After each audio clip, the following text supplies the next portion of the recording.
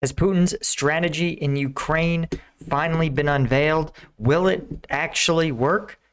I'm Paul, U.S. Army combat veteran. It is October 31st. Happy Halloween 2022. This is your daily Ukraine update. Let's get into it. Okay, first off, when we check on the map, there are actually just minimal changes. The most notable of which is a small advance near what's called Optine. Let's see if we can find it. I believe it is down here as part of sort of the only real offensive effort that's currently underway is Russian efforts to sort of create this encircled area around this Avdiivka in order, again, to expand the area of control around the airport. We've discussed at length the airport's military significance. Again, these are tiny changes that are really almost not worth considering as any meaningful change to the tactical situation, right? This is like squad level combat here, half of a patch of wood line. This could be perceived as repositioning, but Ukraine controls the much more defensible town of Optine, even though fighting looks like it's probably quite heavy. There's also some minor changes near this Kremina-Lyman line of contact you could see, but this looks more like, again, adjustment or repositioning of forces around these groves of trees here. But what's more significant is that our friends at the Institute for the Study of War think that Putin has revealed enough information that we can put together a cohesive strategy or understand his strategy for the next 6 to 8 months.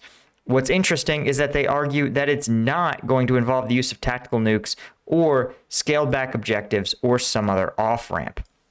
Instead, when it looks at the timelines for Russian force generation, weather effects, and Moscow's efforts to break Europe's willingness to support Ukraine. So let's take a look at what exactly this means. First, Putin seems willing to continue to throw poorly prepared Russian troops directly into the fighting in Ukraine, rather than slowing or pausing operations to reconstitute his forces. We've talked about this at some length. Yes, Russia has declared that its partial mobilization of reservists is complete. But what that means is instead, Russia's going to go back to relying on volunteers. And volunteers, well, they're kind of like voluntold battalions. I suspect that there's going to be a lot of coercive, extra-legal and quasi-legal wrangling done to staff these volunteer battalions. And that they will probably end up fighting on the front lines with fairly low levels of training. But on November 1st, Russia is going to begin its annual conscription cycle. And this is fascinating for a couple of reasons. First, normally Russian conscription involves 6 months of training followed by 6 months in a Russian combat unit. And actually, Russian law says you can't send conscripts to combat operations abroad with fewer than 4 months of training. But you may remember that the fighting in Ukraine is no longer considered abroad. It's considered part of Russia. And you realize when you read this that Putin has actually had this probably in mind since he declared those annexed regions a part of Russia. Now, what does this all mean? This means that if he was going to use things like tactical nuclear weapons, why would he go through the pain of creating conditions in which he needs to generate, it needs to reduce the training cycle of Russian conscripts, right? This wouldn't be necessary. The forces currently in the field would be able to achieve a decisive victory if they were backed by tactical nuclear weapons. So the thinking goes. We've discussed in other videos why I think actually tactical nuclear weapons are not the end-all be-all on the battlefield that sometimes analysts are treating them as. But Russia, so Russia may actually deploy its conscripts with less than 4 months of training. That's 16 weeks. And I will say that again, for the U.S., if you total things like the basic training, the individual training, squad, platoon, unit, company level certification training, by the time we send those units to fight, they've been training for, usually they have total training times of well over a year. So to give you an idea, for perspective, 4 months of training or even less is an absolute frighteningly low level of training for modern military forces. Now, these conscripts with very little military experience are going to contribute not much on the battlefield. But if they decide to try to let these forces complete their training, they will end up being ready to fight in March. So how is this going to work, right? How is Russia going to make it until March when they can get a surge of properly trained conscripts? Maybe these conscripts might even be kind of properly equipped, but I still kind of doubt it, right? No amount of time is going to allow Russia to conjure up a bunch of ceramic plates or proper Kevlar helmets, given the level of sanctions that they are under. But the other problem is that Russia has sent all of its military ground forces to this conscription effort, meaning that there's no one left to train many of these conscripts, right? That Russia's operating its training grounds on a skeleton crew, and it's going to be really hard for Russia to actually get these conscripts properly trained, right? If there's no weapons and no ammunition, for example, how would you train them to shoot, right? Let alone talking about qualified instructors. So again, they're arguing that these November 1st conscripts may show up on the battlefield around May of 2023, at least if you want them to do any real work. But mobilization, of course, will allow these poorly trained troops to simply throw their bodies into the meat grinder and stall Ukrainian advances until real Russian conscripts can make it in May. Now, the fascinating thing is they argue that actually winter is one of the best seasons for mechanized warfare in Ukraine, that because many of these roads and canals freeze, that they're not going to have the sort of mud that grinds offensives to a halt, and that in some cases mechanized forces may be able to pass right over frozen rivers and lakes. This is almost certainly not the case. But they do argue, and I think they're probably correct, that spring is the worst season for fighting in Ukraine, meaning that no one's going to be making many gains in the spring. And that the winter is actually more likely to see some offensives. But I personally think that you're going to see offensive work peter out until reaching sort of a bottom in the spring, and then both forces will return after the spring rains have completed to major offensive operations. Of course, for Russia, right, they plan on by that time having this coincide with fully trained up conscripts.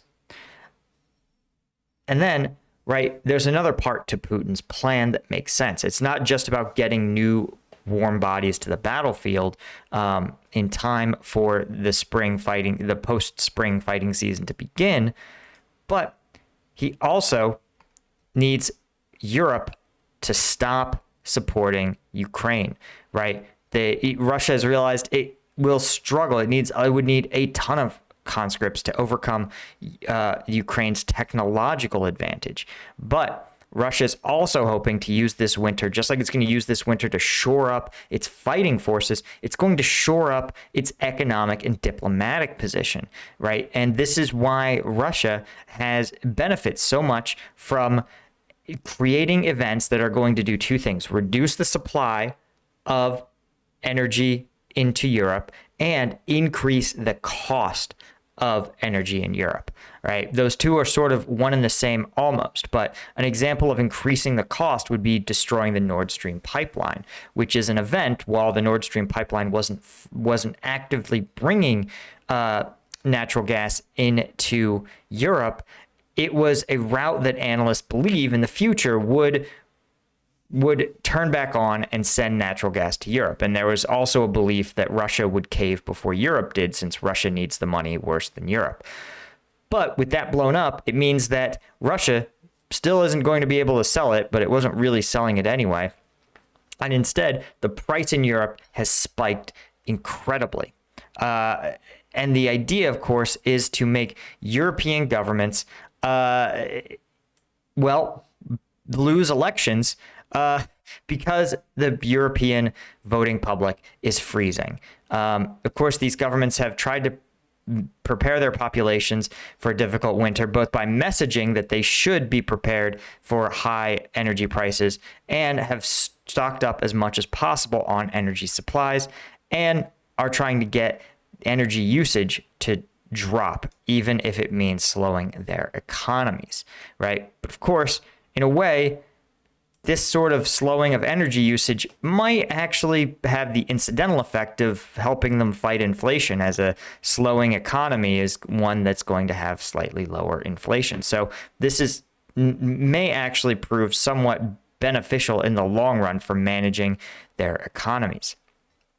But I think that, right, it's going to come down to European voters and if they're willing to continue to throw money at Ukraine, which, of course, based on the realities of the battlefield that we see now, that it may seem to them that the cheapest option back to affordable natural gas is to completely shellac Russia, to really just crush their military and force them to withdraw from Ukraine entirely, and then start reselling gas at a reasonable price.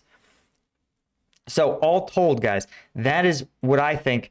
I think they are mostly spot on in terms of this assessment. I think both sides are going to rely on the winter to dig in, reconstitute their forces, and replan offensive operations.